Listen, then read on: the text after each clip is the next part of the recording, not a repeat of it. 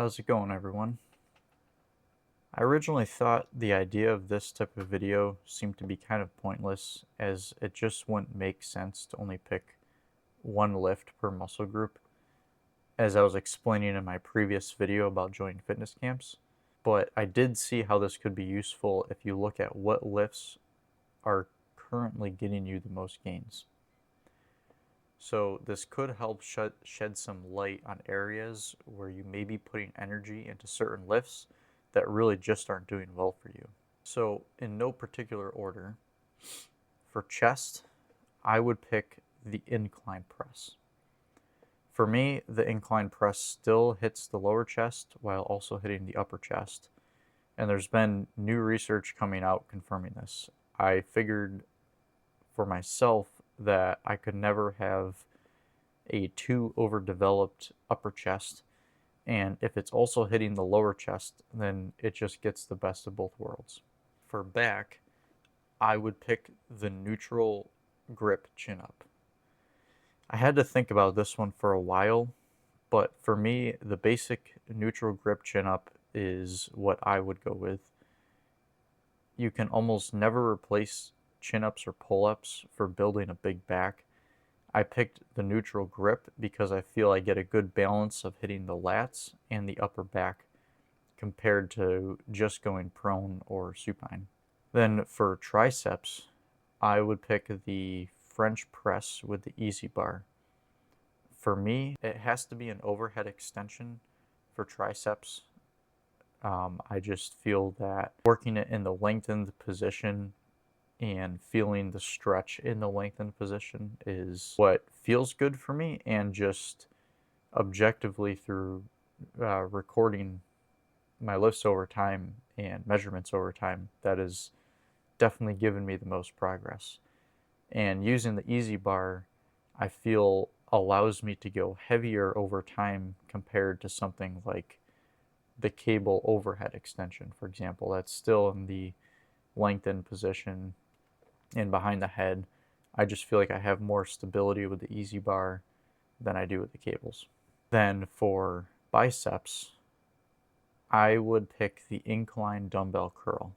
The barbell curl was a very close to that for me, but I've noticed whenever I do my incline curls and they improve, my biceps always improve. I think for myself, my smaller muscle groups like the triceps and biceps show more progress when using lifts that start the muscle in the lengthened position. For shoulders, I would pick the behind the neck press. Even though I've just started doing this lift within the past year, I just really like how it makes my shoulders feel, and I have no doubt as my weight increases, my shoulders will get bigger. For my quads, I would pick the heels elevated Smith machine squat. For being able to just target my quads, I feel that I can do this much better in the Smith than just a traditional barbell squat.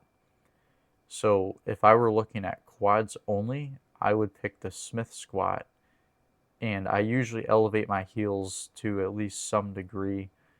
I think the shoes I wear are like a 5/8 elevation, and then I put my feet slightly out in front of me. I'd say my heels, if you drew a straight line, I think my heels are in line with the bar, maybe slightly in front of it, kind of emulating like a hex squat.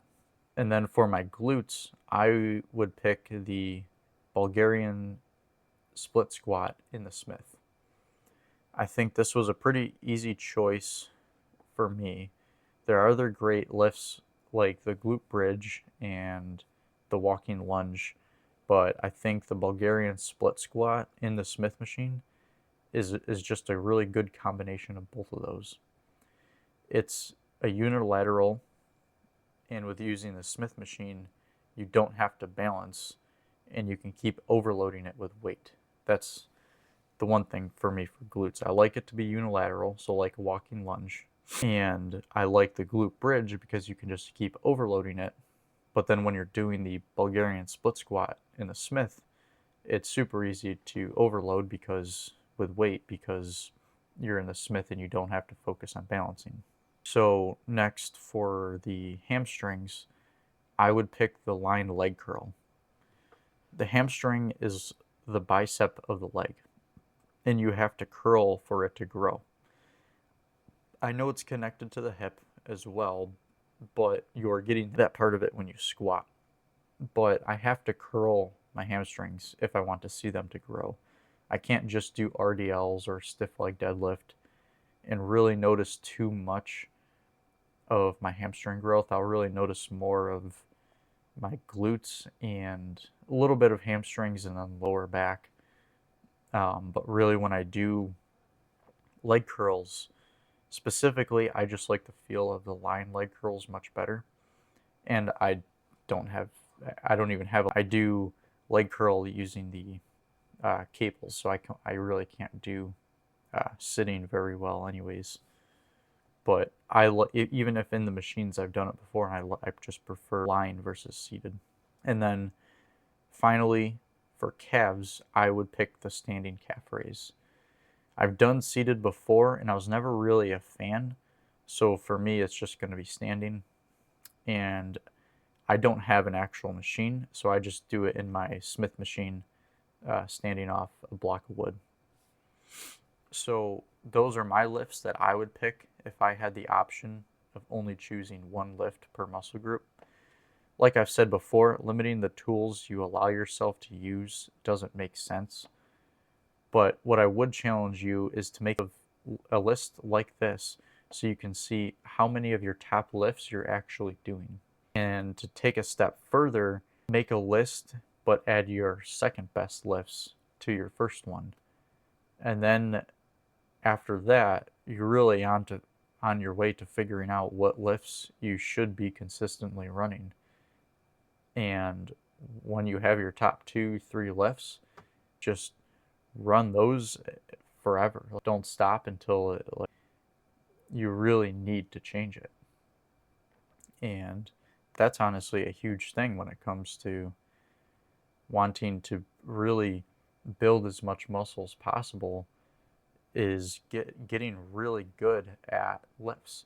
And you might as well pick the lifts that you feel work the best for you, because getting super good at those, it's going to work for you. You have to trust in the process and don't get hung up on what other people are suggesting you do for lifts. You take it as it's worked for them, or if they're presenting research for that particular research, fine, it worked. But if you know something works for you, double down on that. Do that and pick other lifts that support that good lift for you. Even if that's not a mainstream lift that everyone says you should be doing and that's like an accessory lift. Well, no, for you, it's your main lift. And then maybe the main lifts that other people say are main are really just secondary to you. So I think too many people, even including myself, have left out their best lift from their program because there was just another supposedly better lift. And the sooner you can realize this and actually program the lifts that work for you, the sooner you'll start seeing progress, and most likely will just enjoy your training more and look forward to it. So that's all I had for this one. And remember, don't limit your tools, but it's okay to use your best ones. Take care, everyone. I'll see you in the next one.